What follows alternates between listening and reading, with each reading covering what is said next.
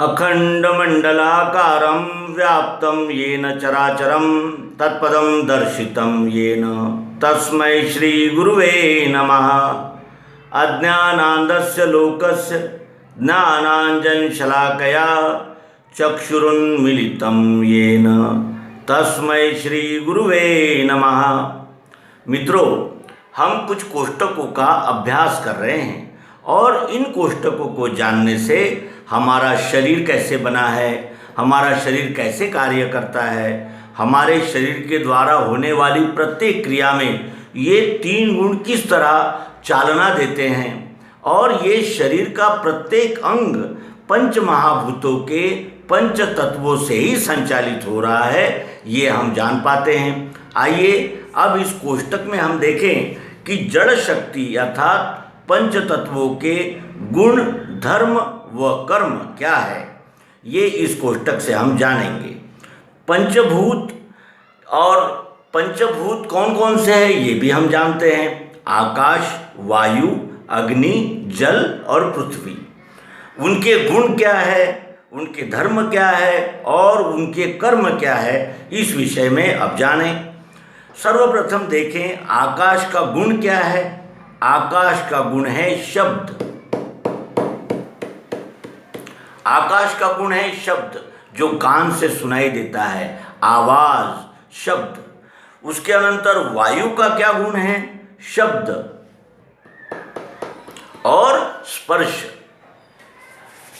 स्पर्श, शब्द और स्पर्श, ये वायु का गुण है।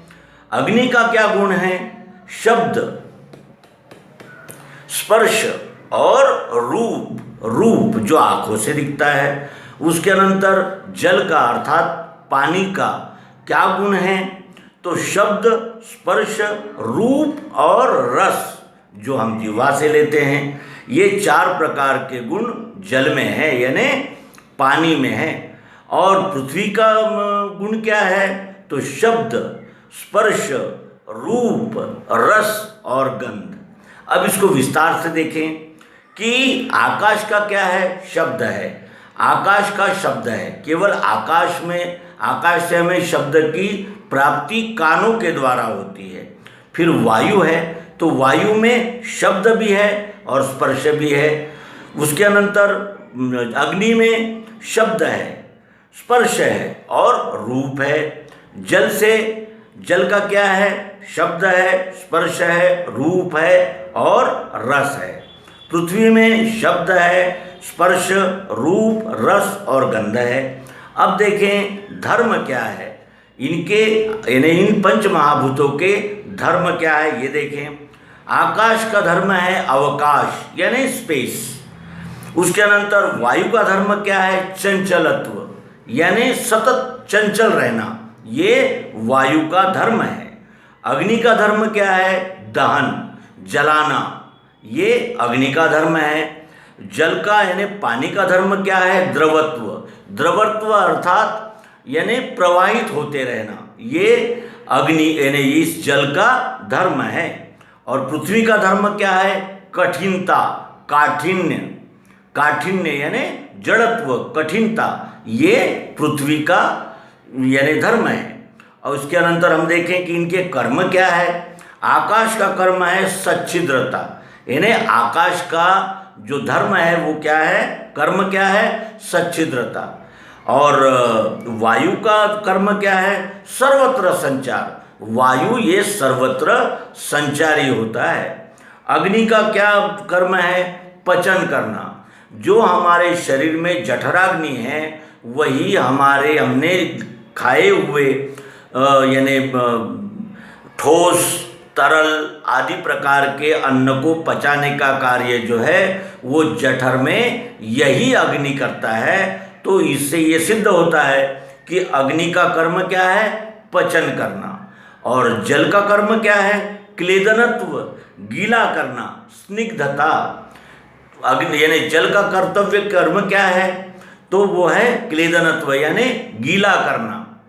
और स्निग्धता यानी उसको कहते हैं कि जैसे किसी भी वस्तु में, जैसे अन्न है, वो अगर ठोस होगा यानी यानी जिसे कहते हैं कि उसमें जल का तत्व नहीं होगा तो स्निग्धता नहीं होगी। अगर यानी उसमें स्निग्धता है, इसका अर्थ उसमें जल का कर्म हो रहा है। उसके अनंतर पृथ्वी का कर्म क्या है? धारणा। जैसे पृथ्वी ही इन उद्भिजों का, पेड़ पौधों की धारणा करती है, धारण करती है, उसी तरह इस पृथ्वी ने ये सारे प्राणी मात्र को, जीव सृष्टि को धारण किया है। तो धारणा यह पृथ्वी का कर्म है। तो इस तरह हमने इस अंक में जड़ शक्ति अर्थात पंच तत्वों के गुण, धर्म और कर्म, इनके विषय में जाना। आने वाले अंकों में हम कुछ नक्शों का भी अभ्यास करेंगे और आशा है कि आप भी क्रमशः यानी हमने बताए हुए ये सिद्धांतों का, बताए हुए जानकारी का अवश्य ही अवलोकन करेंगे और क्रमशः देखने पर ही आपके इन सिद्धांतों को यानी समझा जा सकता है और जाना जा सकता है। तो मित्रों, यहाँ इस अंक को विराम देंगे और अब आने वाले अंक में हम जो पुरुषोत्तम योग नामक श्रीमद् भगवद गीता के 15वें अध्याय में भगवान श्री कृष्ण जी ने एक विश्व का रूपक उपस्थित करके अर्जुन को इस विश्वरूप परमात्मा का परिचय दिया है, उसके विषय में जानने का प्रयास करेंगे। इस कार्य में हमारे जो सहयोगी है उनका हम पुनश्च बार बार धन्यवाद प्रेषित करते हैं। और आइए मिलते हैं अगले अंक में, जिसमें हम श्रीमद् भगवद गीता के 15वें अध्याय पुरुषोत्तम योग में दर्शाए हुए विश्व वृक्ष का विचार करेंगे। धन्यवाद।